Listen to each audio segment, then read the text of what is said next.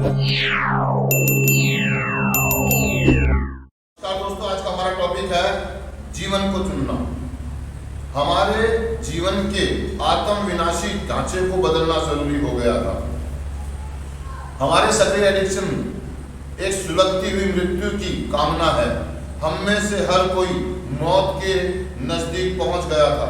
जब जब हम नशा लेते थे, हमारी जीवन शैली ने भी हमें खतरों में धकेल दिया था। हर रोज एक एडिक्ट की जिंदगी बूंद बूंद कर सस्ते में चली जाती है। सुधार में पहला तरीका जिसे हम बदलते हैं वह है नशा लेने के तरीके में बदलाव लाना, नशे से दूर रहना।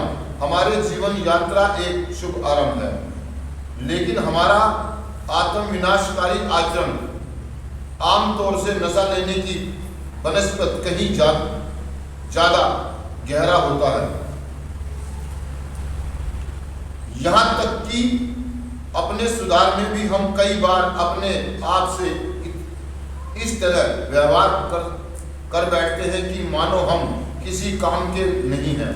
जब हम अपने स्वयं से बुरा व्यवहार करते हैं तो हमें बुरा लगता है, और जब हमें बुरा लगने लगता है तब हम राहत ढूंढते हैं, शायद अपने उसी पुराने समाधान नशे में। सुधार को चुनने का मतलब है जिंदगी को चुन लेना। हम रोज फैसला करते हैं कि हम जीना चाहते हैं और आजादी चाहते हैं।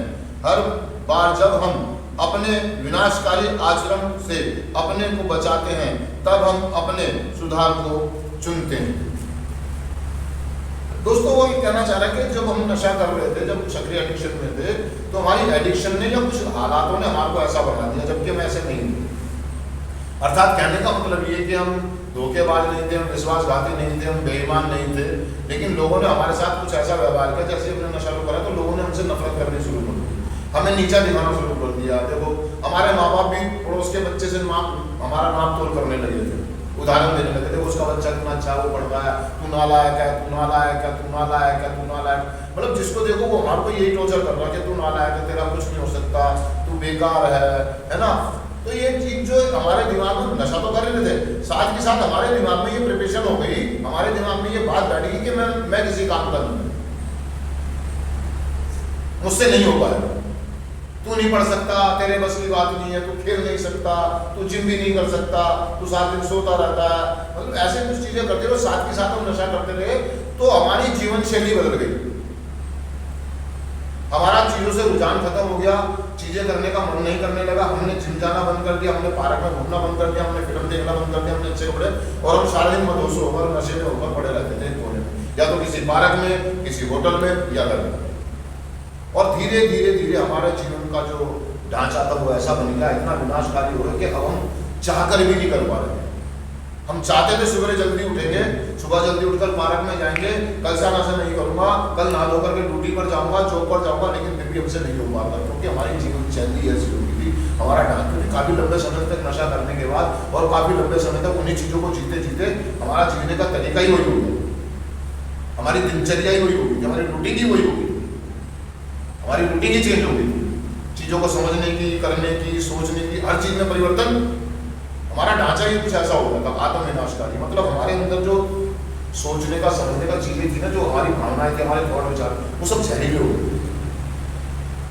जब कोई हमें हमारे भले की बात कहता था, हमारे को रिएक्शन आता था, हमें गुस्सा आता था, हम अपशब्द बोलते थे, हम बचाव करते थे, डिफेंस करते थे, सीधे तरीके से जवाब नहीं देते थे। कोई हमसे सवाल कर, जा तेरे घर का नहीं पीरा, तेरी कमाई का नहीं पीरा, मर जाऊंगा ना, तुम्हारा को क्या दिक्कत है, तुम कौन सा मुझे चाहते हो जिंदा देखना। मतलब ऐसे तरह के हम कड़वे से जवाब देने लगे थे, चाहे वो मम्मी हो, बहन हो, बीवी हो, बच्चे हो। मतलब हम उनको ऐसा घटना जवाब देते थे कि उनकी आत्माएं सड़ जाती थी, और हमारे साथ साथ उनका जीने का तरीका वो भी ऐसे उगलने लगे थे हमारे ऊपर।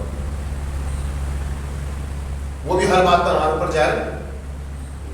वो कह रहा कि आत्म विनाशकारी ढांचे को बदलना जरूरी हो गया था, क्योंकि अगर हम इसे नहीं बदलेंगे, ये मेरे को समझ में आई दोस्तों, एक एडिक्ट को जब समझ में आती है, या तो वो बिल्कुल रॉक बॉटम में आ जाए, जब वो प्रोग्राम में आता है। नशा कोई बहुत बड़ी प्रॉब्लम नहीं थी मेरे लिए, प्रॉब्लम थी मेरा जीवन जीने का तरीका, जो जिंदगी को मैं जिंदगी की शर्तों पे नहीं जी रहा था। एक परिवार में रहते हुए मैंने अपने एक बेटे की जिम्मेदारी नहीं निभाई, एक बाप की, एक भाई की, एक दोस्त की, एक मित्र की, मैं कोई भी जिम्मेदारी सही से नहीं निभा पाया। ये कार्यक्रम में आने के बाद मुझे समझ में आता है, मैं वो व्यक्ति था जो सिर्फ लेना जानता था, देना नहीं जानता था। मैं दूसरों से जिम्मेदारियां निभाना तो जानता था, लेकिन अपनी जिम्मेदारी नहीं जानता, और मैं करना भी नहीं चाहता था, क्योंकि मेरा जीने का तरीका ये था, राम नाम जपना और पराया माल अपना। मेरा तरीका ही हो गया। मुझे नहीं मालूम घर वाले कहाँ से पैसे लेकर आए, उधार लाए, कर्जा उनके ऊपर, मुझे खाने से उनकी मेहनत का पैसा मैंने बर्बाद किया। कार्यक्रम में आ जाता हूँ, वही व्यवहार है। नशे को बदल के भी देख लिया, नशे को कम करके भी देख लिया, अब समझ में आता था ना तो बदल के छूटेगा ना दूसरे सेंटर में जाके या किसी चाचा के, मौसा के, फूफा के जाके नशा नहीं छूटेगा। मैंने सारे काम करके देख लिए थे, नहीं छूटेगा नशा, नहीं छूटेगा। छूटेगा कब? जब तक मैं अपनी सोच और विचार और व्यवहार में परिवर्तन नहीं करूं, अपने जीवन के जीने के तरीके मैं अपनी चीजों को नहीं बदलूंगा। समझ रहे हो मेरी बात जी? तो ये कार्यक्रम में आके मेरे को समझ में आता है कि यार मुझे अपने ढांचे को ही बदलना हो। नशा कोई बहुत बड़ी प्रॉब्लम नहीं है, नशा प्रॉब्लम नहीं है। मैं जो बार बार नशा करता हूँ, मैं इसलिए करता हूँ क्योंकि मेरा जीने का तरीका, ये मेरा स्टाइल है यार। ये जरा सी प्रॉब्लम आई फेंका, जरा सी दिक्कत आई फेंका, जरा सी जीवन में खुशी आई फेंका। हर सुख दुख गम में हर प्रॉब्लम की दवाई मुझे सिर्फ एक ही नजर आती है दोस्तों, नशा। मेरे हर दर्द की दवाई क्या थी? नशा।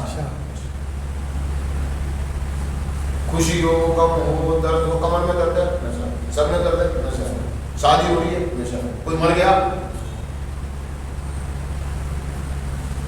मैंने कहा यार ये ना मुझे कुछ बदलना पड़ेगा। मेरे हर दर्द की दवाई नशा नहीं है।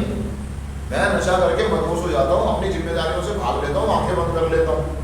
ये बात मुझे कार्यक्रम में समझ में आई। मैं मुंह फेर लेता हूँ अपनी जिम्मेदारी, नशा करके मैं अपनी जिम्मेदारियों से भाग जाता हूँ। नशा करूंगा तो घर वाले कहेंगे ये बेकार, ये किसी काम का। अगर मैं नशा करके पड़ा हूँ, पिताजी की तबीयत खराब होगी, गाड़ी कौन चलाएगा? मेरे हाथ में चाबी दी जाएगी गाड़ी?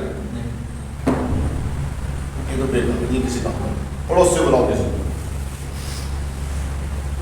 और जब वो पड़ोस से बुलाते हैं प्रॉब्लम होती है कि मुझे बेकार समझते हैं। इतना नशे में थोड़ी था गाड़ी में चला देता, लेकिन वास्तविकता सच्चाई है कि आप नमकार और अपने आप को साबित कर दिया।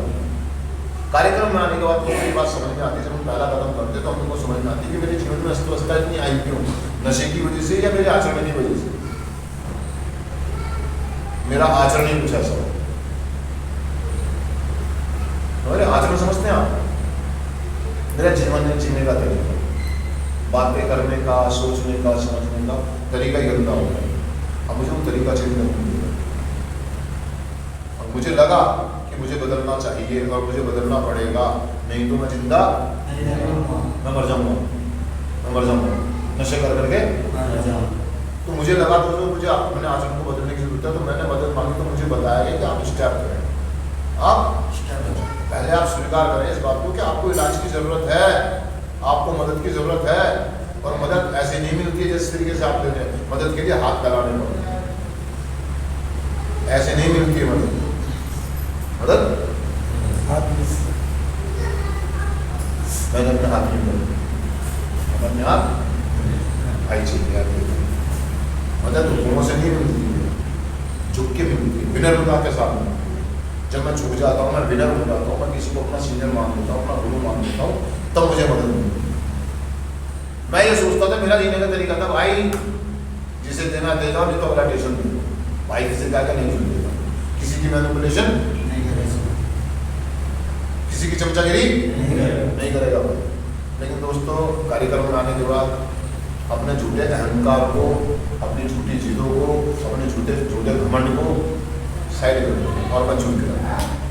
मैंने मैनिपुलेशन किया नशा मुक्त होने के लिए, मैंने सेवाएं की, उसे चमचागिरी कह ले, कुछ भी कह ले, आप कोई भी कह ले, लेकिन मैंने की। मैंने एक व्यक्ति को अपना गुरु माना, आदर्श माना, रोल मॉडल माना और उसके पीछे पीछे उसकी पूंछ पकड़ के तो मैं तो, अगर मैं एक एडिक्ट की बात करें, हम जितने भी लोग हम बैठे हैं तो लीडरों की तरह जीने वाले, हम चेले बन के कब जिए?